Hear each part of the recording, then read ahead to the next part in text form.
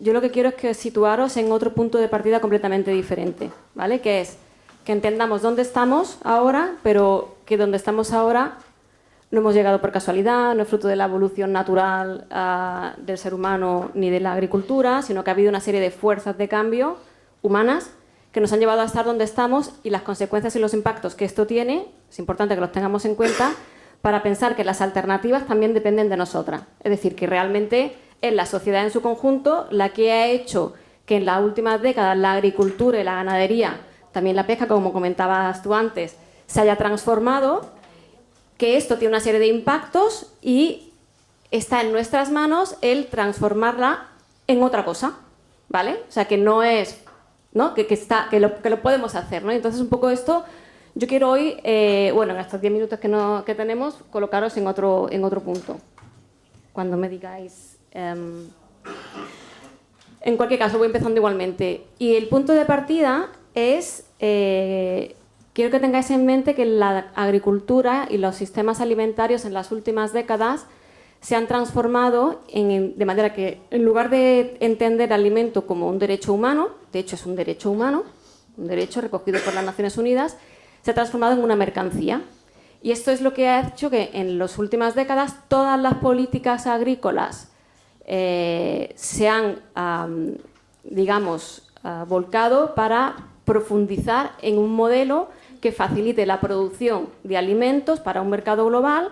Para ese mercado global lo que nos interesa es tener unas explotaciones agrarias e industriales intensivas, porque es lo que nos demanda el mercado, que produzcamos mucho de un solo producto, porque producimos no alimentos sino mercancías para el mejor postor, ¿vale? Y esto es muy importante que lo tengamos en mente. No es lo mismo, entonces, a partir de aquí, cuando yo me planteo ¿cuál es la función del sistema agroalimentario? ¿Es alimentar a la población o es producir mercancías? Esta es la base de todo. Y a partir de ahí veréis cómo la PAC, la Política Agrícola Comunitaria, que es la política, digamos, que gobierna los sistemas agroalimentarios en Europa, ha estado enfocada en las últimas décadas a industrializar la agricultura, a intensificar la producción agropecuaria y a fomentar, digamos, como parte de lo que ha sido el mercado, o sea, la OMC, la Organización Mundial del Comercio, cuando nació en los años 90, pues a fomentar que, digamos, nuestros productos agropecuarios formen parte de ese mercado global. Por tanto, la función ya no es alimentar a la población de Cataluña. Nosotros el trabajo que hemos hecho no es alimentar a la población del Estado español. La función de la agricultura es producir una serie de mercancías para un mercado. Y claro, para esto el sistema agroecológico no sirve, ¿vale? Lo que pasa es que medimos normalmente la producción y la productividad del sistema agroecológico, como luego mostraré, pensando no en una serie de indicadores que son kilogramos por hectárea de un solo producto, no de trigo, kilogramos por hectárea o litros de leche o el que sigui, pero no es un indicador que me da una información de cuánta gente estoy alimentando en un territorio, ¿no? De hecho, los datos lo que nos muestran es que, perdonad que hay problemas con mi presentación, entonces claro, yo mientras, no sé si darle un poco la palabra al francés, porque si no voy a tener más tiempo, como 3 minutos más que francés, y en sacreu, ¿no? Como hay aquí un poquito de falta de tiempo, o me callo. Sí. Mira, ya. ¿Sí? Vale, merci. Bueno, esto es un poco lo que os decía, ¿no? Ha habido una serie de políticas diseñadas para esa transformación. No es... Entonces, bueno, por eso para mí es importante, ¿no? Porque estamos en el punto de desarrollar otras políticas necesarias para otra transformación que nos permitan producir alimentos para toda la población, que sean de una forma sostenible, que permitan conservar y recuperar la biodiversidad, que permitan reducir las emisiones, que permitan adaptarnos al cambio climático, que permitan garantizar la vida en los pueblos y la vida de las personas que se dedican a la producción agraria, como decía el francés, de una vida digna, ¿no? En ese sentido. ¿Qué ocurre?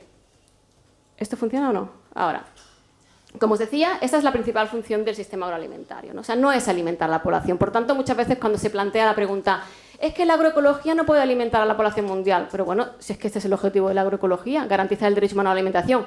No es el objetivo de la agricultura industrial alimentar a la población.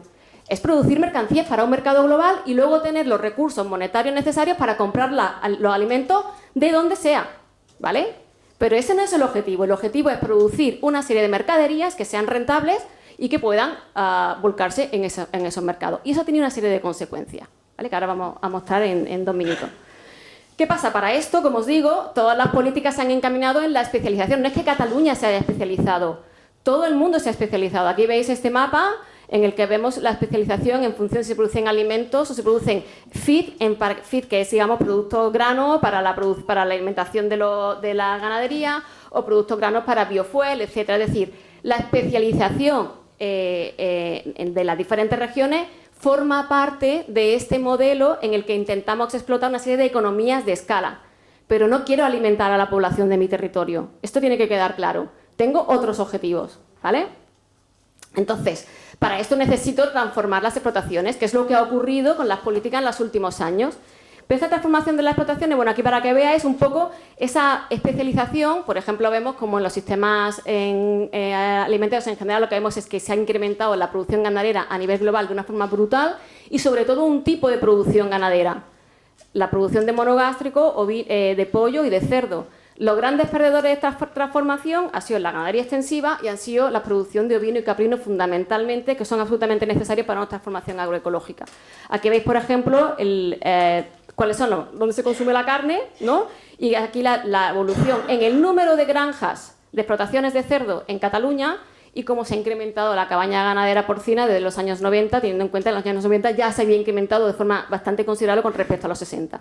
Otra consecuencia de este modelo que tenemos es un modelo que tiene una crisis de sobreproducción. Producimos muchísimos más alimentos que los que son necesarios para la población mundial y, por tanto, además se tiran muchísimos alimentos. 1/3 de lo que se produce nunca llega a ser consumido. Eso implica emisiones, un 8 o un 10% de las emisiones de gases de efecto invernadero, implica uso de agua, implica uso de suelo, implica una serie de elementos que por una mala gestión y por una mala organización del sistema agroalimentario tiene consecuencias, que es lo que estamos trabajando aquí hoy. Pero es que además tenemos un tema y es que, como os digo, son las políticas las que nos han llevado aquí. Este es un análisis de la FAO del año 2021 en el que mostraban cómo a nivel mundial, obviamente también la PAC o la política agraria de los Estados Unidos, la mayor parte de las subvenciones estaban fomentando aquel modelo de sistema agroalimentario que sabemos que es injusto, insostenible y que además produce un problema a nivel de salud mundial, que tenemos que prácticamente 1 de cada 2 personas a nivel mundial tiene un problema con su alimentación, o porque come poco, o porque come de forma desequilibrada, o tiene un problema de sobrepeso u obesidad. Para que hagáis una idea, en Cataluña tenemos un 39% de sobrepeso u obesidad a nivel de Cataluña, que es un problema bastante grave. Y ese problema que viene dado de la industrialización del sistema agroalimentario, porque no solo se industrializa la producción, se industrializa el consumo, ¿no? Toda la transformación que ha habido, la pérdida de botigas, el incremento de los supermercados, el incremento del alimento ultraprocesado y envasado, etcétera, etcétera. Nada que no sepáis.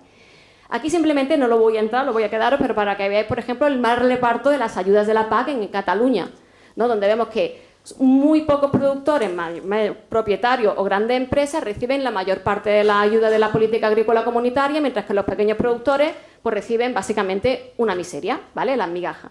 ¿Qué consecuencia? Pues para que hagáis una idea, entre el año 2005 y 2016 en la Unión Europea se han perdido 4,2 millones de explotaciones agrarias, que suponen 48 explotaciones a la hora. Un goteo incesante de pérdida de explotaciones agrarias frutos de este modelo. En España se han perdido entre el año 82 y 2009 200.000 empleos. A mí me parece muy drástica la caída el censo agrario del 99 a 2009. 300.000 explotaciones agrarias cerradas en España, la mayor parte pequeñas producciones, que supone aproximadamente 1/4 del total de las explotaciones que había en ese periodo. En Cataluña, pues 2,5 explotaciones que se cierran al día, tenemos un 1,2% de población agraria. Obviamente nos sitúa en un contexto de vulnerabilidad y de dependencia de nuestra alimentación de terceros países y de actores que no conocemos, que obviamente está en nuestra mano decidir si queremos o no. ¿Qué otras consecuencias tiene? Esto es lo que se llaman los costes ocultos del sistema agroalimentario globalizado. El 6 de noviembre la FAO publicó un informe en el que mostraba que los costos ocultos de los sistemas agroalimentarios mundiales ascienden al menos a 10 billones de dólares. ¿Vale? Para eso se hace una idea. Son costes por impactos ambientales, costes derivados de la salud, costes derivados de la pérdida de biodiversidad, emisiones de gases de efecto invernadero, etcétera, etcétera. Es decir, realmente, aunque estemos pagando, se supone que poco por nuestros alimentos, lo que estamos haciendo es externalizar esos costes, bien por impactos en la salud o bien por impactos en el medio ambiente. Y una cosa que me parece muy importante, y esto lo voy a remarcar aquí, esta gráfica de aquí, yo no voy a entrar en los impactos ambientales, impactos en la biodiversidad, como digo, 1/3 de las emisiones de gases de efecto invernadero a nivel global. Me parece que es muy importante porque dice, ay, Marta está hablando a nivel global. Sí, pero es que en la agricultura el sistema agroalimentario, que el global y el local están íntimamente relacionados. Nosotros en Cataluña producimos cerdo, importamos leguminosas, granos de terceros países. Para que os hagáis una idea, esta es una gráfica del último informe del IPCC, que es el Panel Intergubernamental de Cambio Climático de las Naciones Unidas, publicada ahora en el año 2022. Y aquí podemos ver, por ejemplo, como Europa parece que a nivel de emisiones el sector agroalimentario, AFOLU, que es Agriculture, Forestry, Agricultura, Bosques y Usos del Suelo, parece que estamos haciendo las tareas y vemos aquí como Latinoamérica está disparadísimo, sobre todo por deforestación, o el sudeste asiático. Claro, la deforestación de Latinoamérica es la soja que se produce para alimentar los cerdos que consumimos aquí en Cataluña. Es decir, no son nuestras emisiones directas, son nuestras emisiones indirectas. Por eso nosotros, cuando hablamos en sistemas agroalimentarios, hablamos de emisiones, las transformaciones tenemos que verlas a nivel sistémico, porque nosotros estamos teniendo una serie de emisiones que no están causadas aquí, están causadas en terceros países para nutrir una industria que se produce aquí. No voy a entrar ahora de la alimentación, que lo tengo aparte, ¿no? Por tanto, lo que sabemos es que desde la agroecología, el enfoque de la agroecología es que las pequeñas explotaciones son fundamentales, efectivamente la dimensión importa, pero importa porque son fundamentales para garantizar la soberanía alimentaria, la biodiversidad, la reducción de las emisiones, la adaptación al cambio climático y evitar el abandono rural. Cuando cambiamos la pregunta y cambiamos los indicadores, vemos que efectivamente al final, si yo en lugar de medir la productividad en kilogramos por hectárea, lo mido en millones de personas alimentadas por hectárea, resulta que los sistemas policultivos, que no son los monocultivos industriales, sino los sistemas de policultivo, los sistemas con alto grado de biodiversidad y de pequeñas explotaciones, tienen mayor capacidad de alimentar a un mayor número de personas que los sistemas en monocultivo. Resulta bastante obvio, no creo que haya que ser ningún especialista para entender que, obviamente, 3 hectáreas de trigo tienen menos capacidad de alimentar a la población que 3 hectáreas de un sistema de policultivo, ¿no? Entonces, Marta, ya he acabado, sí, estos son los retos a los que nos enfrentamos: reducir las emisiones hasta ese cambio climático, afrontar limitaciones de inputs, ¿no? Ya tenemos a nivel futuro, degradación, biodiversidad, etcétera. Y aquí es donde la agroecología, bueno, esto sí que me parece importante decirlo simplemente, Manel. Veréis que uno de los elementos que tenemos a nivel de emisiones es que el sector agroalimentario es el único que tiene capacidad no solamente de dejar de emitir, o sea, de reducir las emisiones, sino de capturar carbono de forma neta. Y la ganadería juega un papel fundamental en esa captura de carbono. Esto quiero que quede claro. Pero es la ganadería extensiva y luego, si tenemos oportunidad, contaré de qué manera. Vale.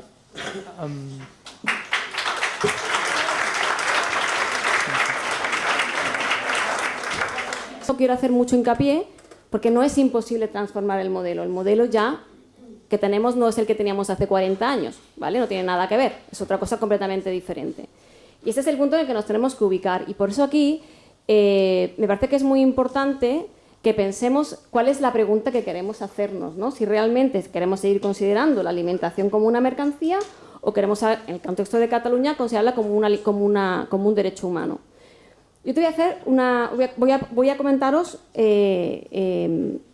para que también veamos por qué estamos donde estamos y nadie quiere estar donde estamos, ¿no? Cuando uno se le pregunta a los productores, en Holanda, ahora mismo Holanda es uno de los países, digamos, con más alto grado de intensificación de toda la Unión Europea. Es el paradigma de la agricultura intensiva europea, ¿no? Donde querríamos ir todos los sistemas, todas las agriculturas europeas. Y se les ha hecho una pregunta a los productores holandeses, han respondido 1.700 productores, y la pregunta era: ¿cómo te gustaría verte de aquí a 30 años? Que es muy diferente a preguntarle: ¿qué piensas que hay que hacer para poder salir un poco de esta crisis permanente en la que nos encontramos en el sistema agrario, ¿no? Porque claro, cuando preguntas qué hay que hacer es lo inmediato, y la dinámica nos lleva a más digitalización, más tecnología, la agricultura de precisión, el regadío moderno, no sé qué tal, y entonces como esa huida hacia adelante, ¿no? Se le preguntó: ¿tú cómo te gustaría verte de aquí a 30 años, ¿no? Y había varias opciones.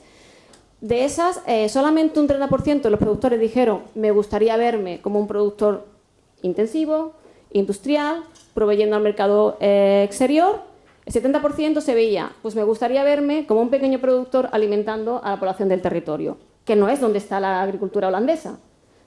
Pero es que cuando le preguntan a los consumidores hablan de agricultura de proximidad, los consumidores hablan, ¿no?, de muchas de las cosas, ¿no?, de reducir el malbaratamiento, muchas de las cosas que planteamos también en los cambios en los hábitos de consumo, de por qué los alimentos tienen estos problemas, tal. Y muchos de los planteamientos de las personas consumidoras son también las premisas que planteamos desde el sistema agroecológico. Y entonces, si resulta que la mayor parte de los productores están donde no quieren estar y son víctimas del modelo, se han visto obligados a implementar una serie de tecnologías con un 74% de endeudamiento que tenemos en el sector, precisamente por el modelo agroalimentario que tenemos, que solamente los grandes pueden, digamos, mantener, y por tanto obliga a la expulsión de los pequeños productores. Y si los consumidores tampoco acaban de ver claro el sistema que tenemos, con tanto embalaje, con tanta contaminación, con tantos problemas de salud, con tal, la cuestión es por qué estamos donde estamos, ¿no? Entonces, desde la agroecología un poco lo que se plantea es, por un lado, entender premisa básica, el derecho humano, el alimento como un derecho humano, y por tanto pensar que en el territorio se va a producir alimentos para el territorio. Y se pueden producir alimentos para el territorio. Por ejemplo, la Diputación de Barcelona hace poco decía que solamente en las comarcas barceloníes se podían recuperar 50.000 hectáreas de superficie conreable, ¿no? Cuando decimos que no hay superficie suficiente, no hay superficie suficiente para producir mercancías de monocultivo. Hay superficie suficiente para producir alimentos, para alimentar a la población. El otro día, hablando con un experto, que no sé si acabará formando parte de la mesa redonda que pasarán por aquí, el Enric Tello, y él me comentaba que la mayor parte de las superficies conreables no están ni siquiera cartografiadas, sobre todo las zonas de montaña. Es que en pendiente no se puede producir. Claro, en pendiente no se puede producir monocultivo. Esto lo sé yo, que soy de Andalucía y que producimos olivo en montaña, cargándonos todas las montañas porque hemos tenido que industrializar la producción del olivo. Para que podamos pasar las máquinas hemos tenido que poner el cultivo en pendiente, causando más erosión y todavía hipotecando más el futuro de los productores, emitiendo gases de efecto invernadero, etcétera, etcétera. Pero es que de toda la vida, y esto en todo el planeta, hay una cosa que se llama el cultivo en terraza, que sirve para alimentar a la población del territorio. El cultivo en terraza de Cataluña es que no está ni cartografiado. Tenemos una cantidad de terrazas en montaña, en Cataluña, para producir alimentos para la población, pues que no está utilizada. No sabemos ni cuánta hay. O sea, no sabemos ni cuánta hay. Entonces, se puede, claro, lo que pasa es que hay que transformar el modelo. Ahora, ¿qué ocurre? Ahora me preguntaréis, bueno, entonces, ¿qué pasa con el tema de no, es que es más caro? ¿Se me acaba el tiempo? Bueno, pues luego lo dejamos para luego. Me parece que estaba por ahí por las preguntas.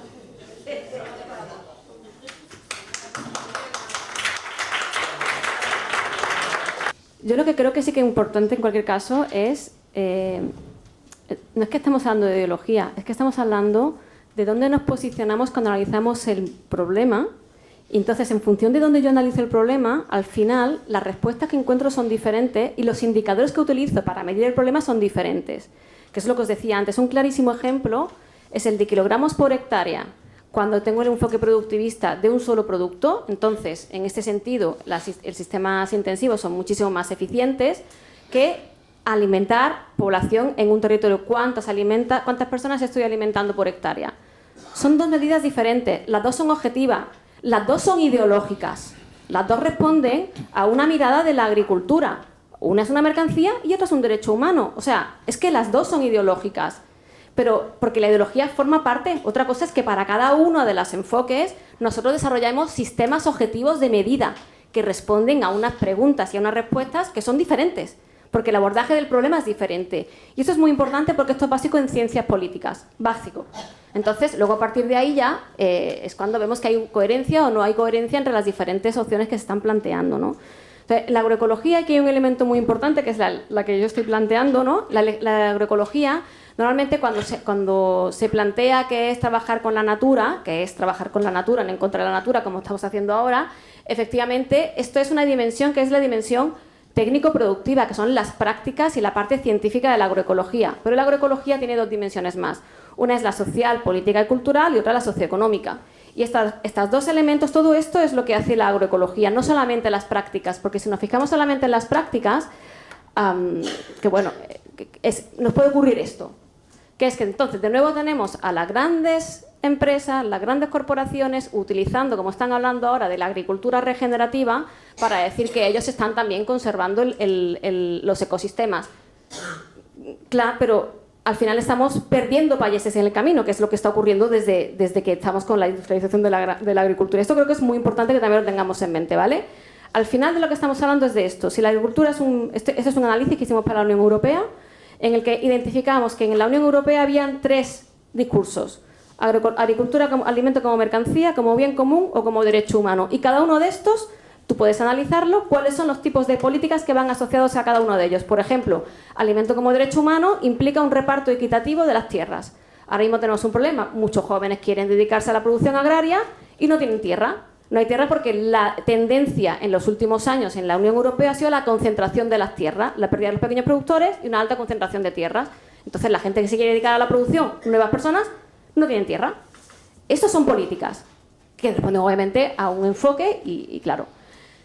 ¿Qué pasa? La agroecología está ganando muchísimo peso últimamente. Escucharéis y ahora cuando empecéis a estudiar un poco más del tema, está en todos lados, la FAO, el panel de expertos de seguridad alimentaria y demás. Nosotros en el IPCC hicimos un análisis de diferentes prácticas que nos permitían, las pongo aquí, que nos permitían analizar las sinergias y los compromisos cuando en los sistemas agroalimentarios para favorecer la reducción de las emisiones, la adaptación al cambio climático y garantizar la seguridad alimentaria, es decir, la alimentación de todas las personas que vivimos en este planeta, más reducir la desertificación, la degradación de la tierra, ¿no? Y muchas de estas, la mayor parte de ellas son prácticas agroecológicas, ¿vale? Son prácticas que implican, sobre todo, como ha comentado el francés, un enfoque clarísimo en el suelo, son sistemas mixtos de producción, agroforestería, prácticas como las asociaciones de cultivo, las rotaciones de cultivo, todos esos elementos que nos permiten capturar la introducción de leguminosa para capturar carbono, para capturar nitrógeno de la atmósfera o para capturar carbono en el suelo. Todo esto son elementos que nos permiten capturar carbono. Hay un elemento muy importante, aparte que me parece que también es importante que quede claro. La agroecología no es intensificación sostenible. Esto es un informe del panel de expertos y nosotros en el IPCC planteamos, hay intensificación sostenible y hay agroecología. Hay las dos cosas, pero son dos cosas diferentes. La intensificación sostenible sigue respondiendo a un elemento de alimento como, o sea, un enfoque de alimento como mercancía, y la agroecología responde a un alimento como derecho humano. Cada uno tiene una serie de... O sea, y no es por decir esto está bien o esto está mal. No, los dos están bien, los dos son objetivos. De los dos tenemos formas de demostrar que realmente se puede alimentar a la población mundial.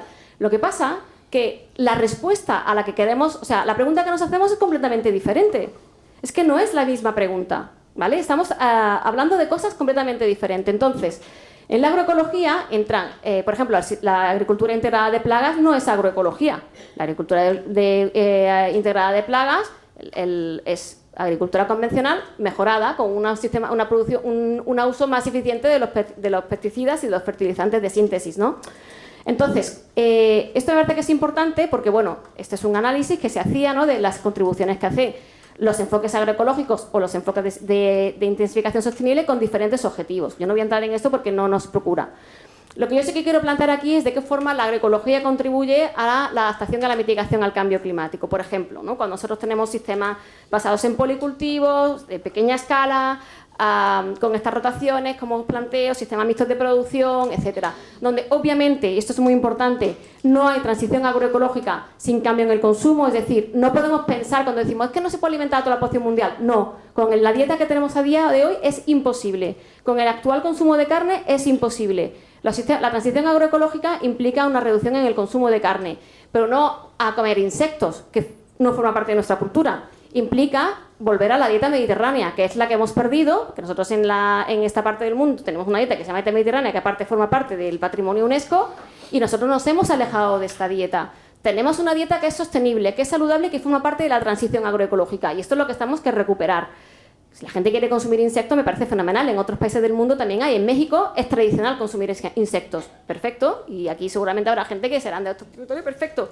Pero esto no es culturalmente de aquí. Y, de hecho, yo que he dado clases sobre nuevas tendencias en sistemas alimentarios, cuando le he llevado las larvas de escarabajo a los estudiantes para que la tomen, pues allí no lo ha probado ni el Cristo. Después de haber analizado todas las barreras al consumo de insectos, ¿no?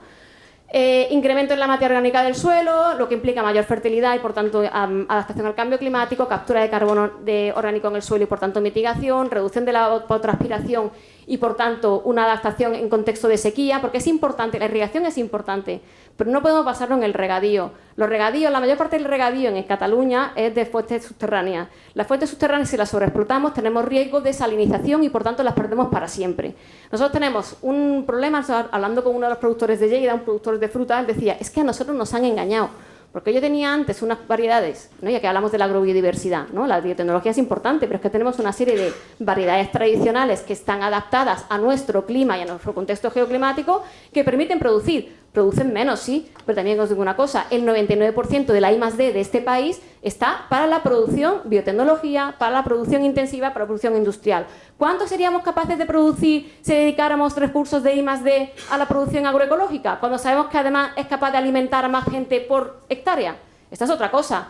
Cuando vemos que se disminuyen los rendimientos en experimentos de corto periodo temporal. Cuando incrementamos la escala temporal, resulta que la mejora de la fertilidad del suelo tiene sentido, incrementa los rendimientos. Por tanto, estoy de acuerdo, nos hacen falta datos, nos faltan muchísimos datos. Tenemos muy pocos datos de qué implica una transición agroecológica y los pocos que hay son bastante optimistas. Por tanto, creo que es necesario ir recolectando datos en este sentido.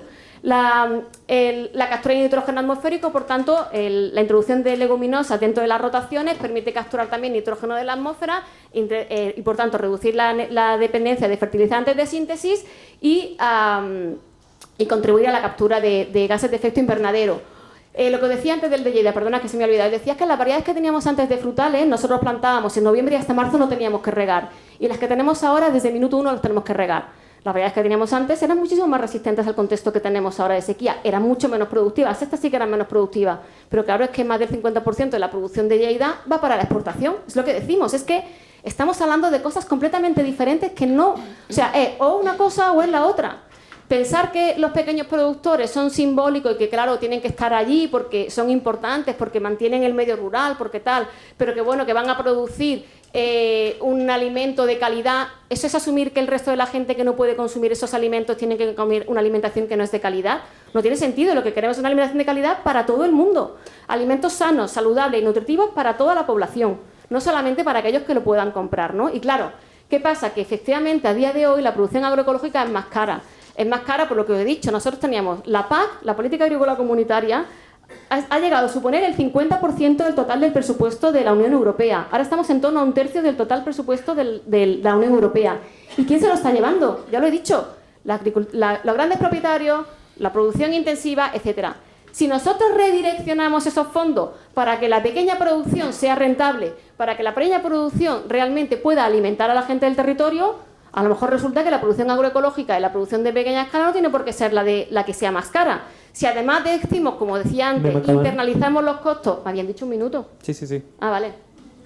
Si además somos capaces de introducir, como digo, esos costos ocultos que externaliza el sistema industrializado, pues resulta que a lo mejor la agricultura ecológica, y encima además compensamos, ¿no?, esos servicios ecosistémicos que sí que nos aporta la agricultura basada en la agroecología, que por tanto también incrementa la biodiversidad. Bueno, aquí lo tengo para que lo veáis, pero no voy a entrar en ello, porque no me da tiempo tampoco.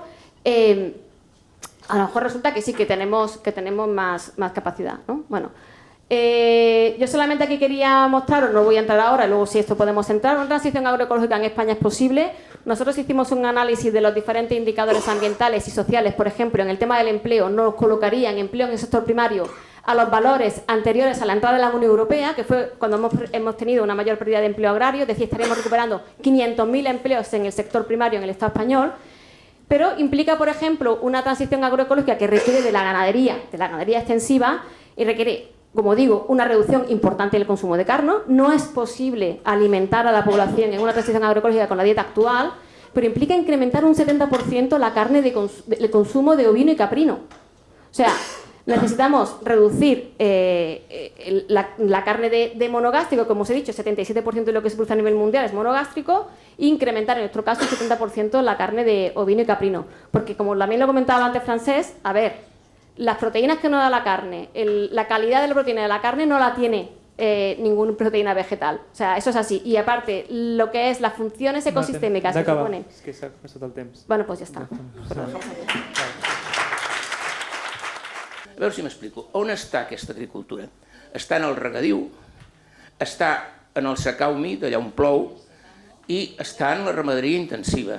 La ramaderia intensiva, a més, permet, jo de vegades hi poso una foto, que dic, ensenyo una foto, dic, aquests camps tan macos no serien tan macos si no hi hagués la granja, perquè la granja fa que faci sinergia amb aquells camps i visquin els dos. I per tant puguem, o sigui, aquest invent ha pogut diguem-ne, situar la població a tot el territori. Però hi ha una altra agricultura. O sigui, de regadiu el tenim en uns determinats llocs, de secà humit en tenim un altre lloc, i la ramaderia intensiva és més expansiva en quant a les lloses. Però nosaltres tenim tantes muntanyes que produir competitivament allà és molt difícil. Però nosaltres necessitem que hi hagi pagesos allà, necessitem que hi hagi agricultura viva en tot el territori. O sigui, necessitem les dues agricultures. L'agricultura aquesta en dificultat o de desenvolupament rural, el seu objectiu és que hi sigui, que hi sigui. L'estratègia ha de ser forçosament, no l'altra pot tenir una estratègia de qualitat, però aquí forçosament ha de tenir una estratègia de qualitat, de valor afegit, una estratègia, i aquí hi ha d'afegir altres elements. Per exemple, escurçar la cadena. Si tu tens vaques, doncs tingues uns camps, aprofita la producció dels camps per les vaques, però a més aquestes vaques et donaran llet, fes formatge i si pots, ven-ho al mercat. És a dir, ocupa el màxim de la cadena. Aquestes són unes estratègies diferents per dues agricultures diferents que tenen llocs diferents i que les dues tenen sentit i necessitat. La dimensió sí que importa. Diu, ja la que hi ha, ara en parlarem. La dimensió sí que importa, perquè la tecnologia, aquest és un problema que crea molta desestructuració. O sigui, la tecnologia, posem el tractor, arriba el tractor, o el que feien 10 ho fa un, aquests 10 se'n van a un altre lloc. La tecnologia és un expulsador o sigui, eixampla la dimensió mínima eficient. I això és una realitat que hem de tenir en compte. Llavors, per tant, la dimensió facilita assumir les inversions transformadores. O sigui, una empresa, una petita explotació li costa.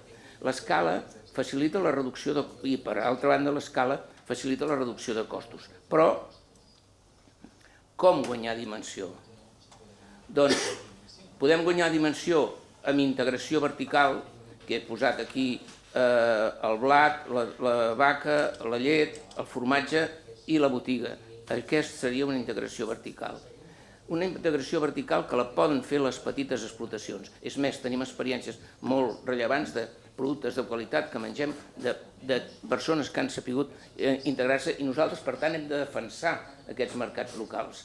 Anem acabant la primera presentació, sisplau. Quan?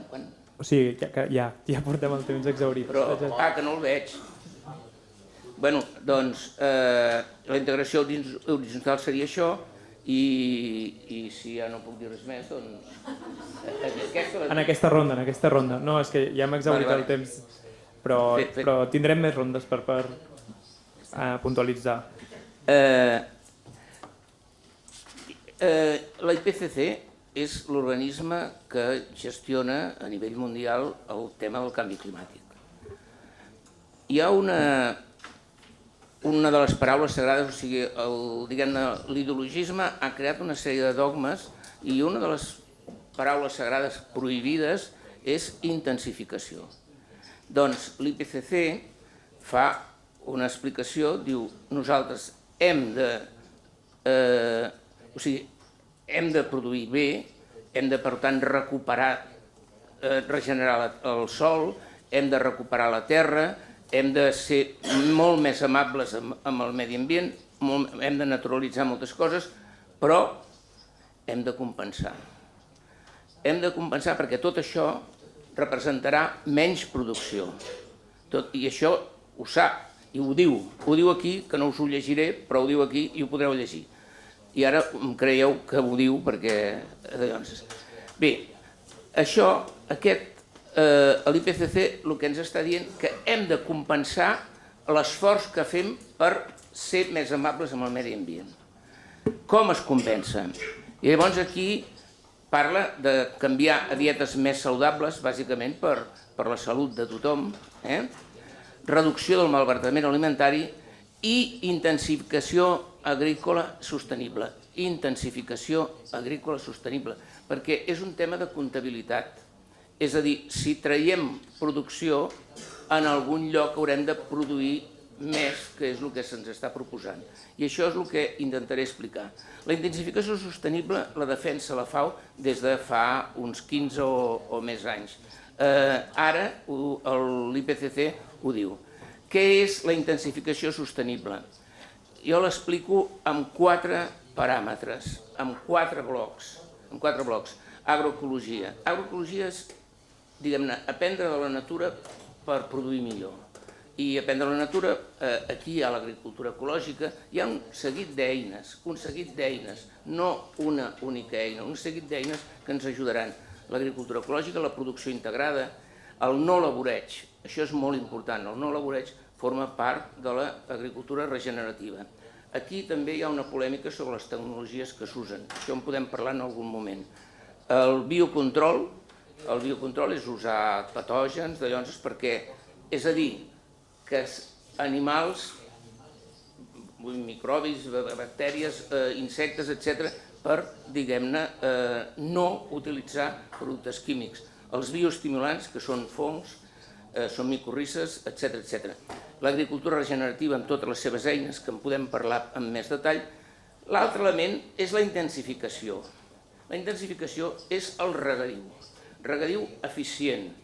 La intensificació és la tecnologia, les biotecnologies, l'addició genètica. L'addició genètica ens permet evitar posar pesticides perquè aquella planta rebutja determinat animal o determinat problema. O sigui, és la ramaderia intensiva és intensificació, és fer més amb menys recursos, aquest és el tema. L'altre és l'eficiència, és el que en diem l'agricultura de precisió i la ramaderia de precisió. Per fer això necessitem totes les eines de les tecnologies de la informació i la comunicació, tot el que és la digitalització que ens permet ser molt més eficients. I l'altre és el més important de tots, que és la reducció. És a dir, tot el que no fem no crea problemes. És a dir, si nosaltres no malbaratem, tenim un problema menys i a més evitem molts gasos d'efecte hivernacle. La bioeconomia circular. La bioeconomia circular és que tot el que fem acabi retornant i sigui útil. Que desapareixin d'una vegada els residus, que aquests residus siguin productes d'un altre procés. S'està avançant bastant amb això. La proximitat, que ens evita transport. La proteïna alternativa. Per què la proteïna alternativa té interès? Perquè són una manera de produir aliments sense competir amb el sòl agrícola. Aquesta és la idea. És a dir, hi ha diferents opcions, però per exemple, si fem servir insectes, si fem servir algues, si fem servir fongs, el cost amb sòl agrícola és molt limitat. Si fem servir les cianobactèries, en dieu microalgues. La gent en diu microalgues, però són bactèries. Aquestes són una fàbrica de proteïnes, la fàbrica més important de proteïnes que té la natura. Doncs tot això podem obtenir proteïnes sense usar sòl agrícola, o sense usar molt. El consum més vegetal. Quan es parla del consum més vegetal, jo sempre dic que és el consum més vegetal, és per la via del consum que hem d'obtenir consum més vegetal. No per la via de la prohibició, sinó per la via de l'educació. És a dir, l'educació ens ha de permetre, i de fet s'està produint, un pas cap a dietes més vegetals que solen ser més saludables. Reducció del malbaratament i energies renovables sense competir amb l'agricultura tal com he dit. Aquí hi ha una reflexió que ja si cas ja la faré a la segona. L'IPCC ens parla, a part de canviar dietes més saludables, reducció del malbaratament, intensificació agrícola sostenible. I això vol dir aquestes 4 coses que s'expressen en moltes mesures. Són aquestes moltes mesures, no una mesura ni un lema, sinó moltes mesures que van en la bona direcció. Sempre en dificultat, és a dir, sempre en complexitat. No existeix l'eina perfecta. L'agricultura ecològica, abans he posat un exemple, està molt bé per segons quins conreus. Per segons quins conreus, de moment no. De moment no. Si n'aprenem més, de moment no.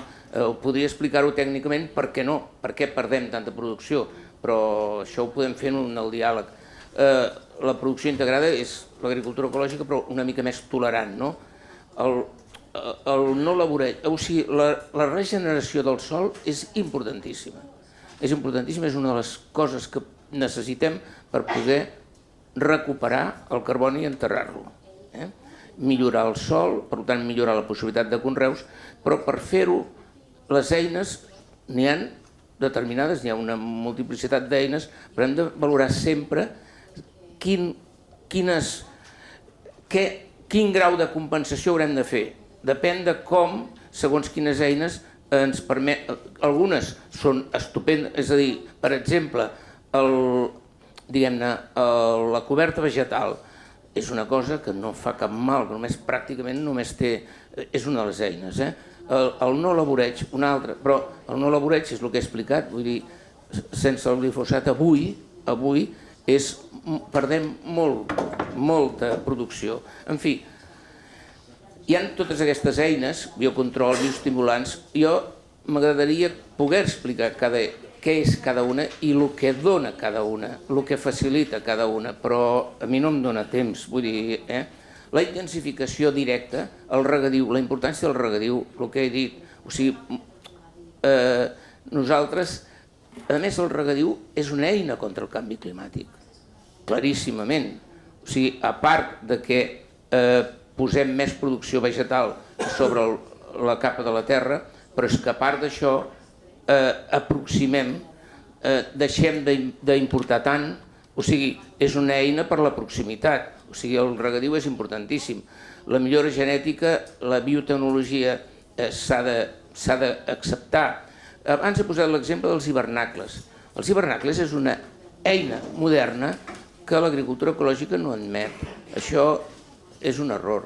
Esclar, diu, és que nosaltres som molt purs i molt... Bé, doncs del purisme no trobem les solucions. O sigui, l'hivernacle modern és una tecnologia que és molt menys emissora de gasos d'efecte hivernacle perquè té un cicle tancat i ho recuperem tot, o quasi tot. L'eficiència en general i la reducció, tal com he explicat, la proteïna alternativa, la proximitat, la bioeconomia circular, el respecte als espais agraris. Això és un altre tema, però ara no hi entrarem massa perquè aquest tema és fonamental. Si no respectem els espais agraris, doncs tenim dificultats. I aquí aprofito per fer una crítica. S'ha tret una llei que admet posar plaques solars a terrenys de regadiu. Això és un error. En canvi, les energies renovables, sense competir amb l'agricultura, a veure si s'entén, això no va dirigit a vosaltres, sinó al govern, que els pantans i les basses de reg són el millor escenari per posar plaques solars. Per què? Perquè refreda i, per tant, augmenta el rendiment de les plaques i no ocupa sòl. Vull dir, per tant, aquestes coses són idees que s'han de poder fer. La ramaderia intensiva i ramaderia extensiva. La ramaderia extensiva té un rol en la defensa, per exemple, dels nostres boscos, té un rol determinat en temes de... però sempre ha de tenir una càrrega ramadera limitada. Una de les causes de deforestació és la ramaderia extensiva. O sigui, si amb ramaderia extensiva sobrecarregada, que és el que passa al Brasil, doncs tenim deforestació. En canvi, la ramaderia intensiva és estèticament fatal. O sigui, li hem creat això, tenim un problema estètic, però resulta que la ramaderia intensiva, amb les normes de benestar animal, que cada vegada són més exigents, doncs té les quatre característiques. Tenim un informe que jo he posat en l'informe que rebreu, que és de Xavier Fotats, un catedràtic del món del gas, del món del biogàs, que explica que una granja amb un tractament determinat la bassa coberta perquè no s'escapi el metà, i utilitzar el metà en una biorefineria, una micro o macro biorefineria, elimina el 92% de les emissions que actualment es produeixen. Per tant, la ramaderia intensiva és un element positiu en aquest moment, perquè té les quatre de llonces. Pot ser sostenible, és viable econòmicament, produeix molts aliments que necessitem i els produeix a un preu assequible. Per això, aquesta és la meva defensa. Enemics de les solucions. Jo a això li dono molta importància. La intocabilitat de la natura. Home, no es pot fer una truita sense trencar l'ou. A veure, la intocabilitat de la natura ens està destruint els boscos. O sigui, nosaltres ara tenim uns boscos que no són defensables. No són defensables perquè el primer misto que hi caigui, vull dir, es cremarà de la Jonquera fins a baix de l'Ebre. O sigui, la natura l'hem de gestionar perquè nosaltres ja l'hem ocupat. O sigui, no podem anar pel món dient la natura, jo sou molt maco. No, o sigui, la natura l'hem de gestionar, l'hem de defensar. L'hem de defensar. La cultura del menyspreu al món agrari. Ostres, d'això en tenim massa, d'això en tenim massa. En tenim massa en el món urbà, però el menyspreu, i això al món urbà i a l'administració pública. O sigui, a l'administració pública tenim molts directors generals, molts consellers, molts de llonses que diuen unes barbaritats contra l'agricultura com si no existís l'agricultura, com si... Jo em quedo molt sorprès i critico, etc. L'ecostaticisme. Esclar, no es tracta aquí... Últimament estan sortint un parell he llegit un parell de llibres de persones fora del món rural que se'n van al món urbà. Perdó, que són del món urbà, se'n van al món rural i llavors s'hi troben molt a gust. I expliquen i creen models de com viure i de despertar-se i veure la lluna i set ovelles, i tal. Escolta, noia, estic pensant en una, no? Amb 7 ovelles no vius amb el que guanyes a Barcelona. A veure, llavors no donguis lliçons perquè ens despistes, i despistes a molta gent.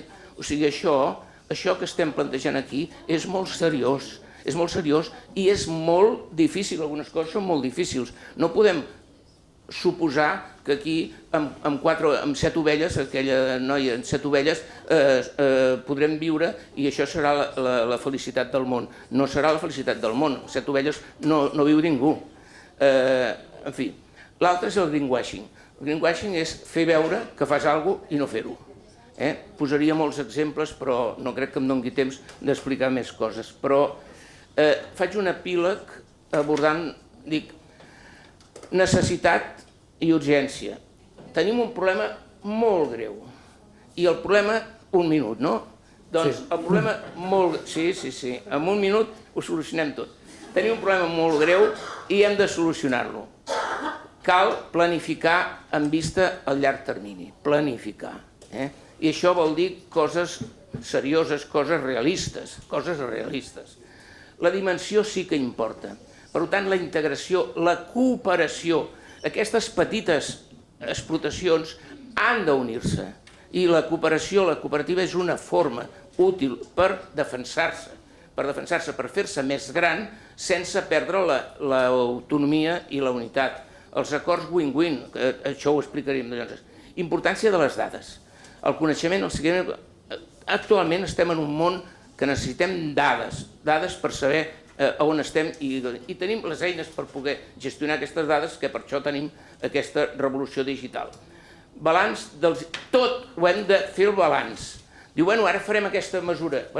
Quantes pomes perdrem? Quanta gent deixarem de... Quanta gent passarà gana? O sigui, no en passarà cap, sinó que guanyaran molts més. Estupendo. Hem de fer una valoració d'impactes sempre. La ciència i la tecnologia és el nostre amic. I la formació i aprenentatge, espais, voluntat cultural i política, i els no dogmatismes, ni ideologismes, realisme, equilibri i efectivitat. Molt bé, el tenim claríssim.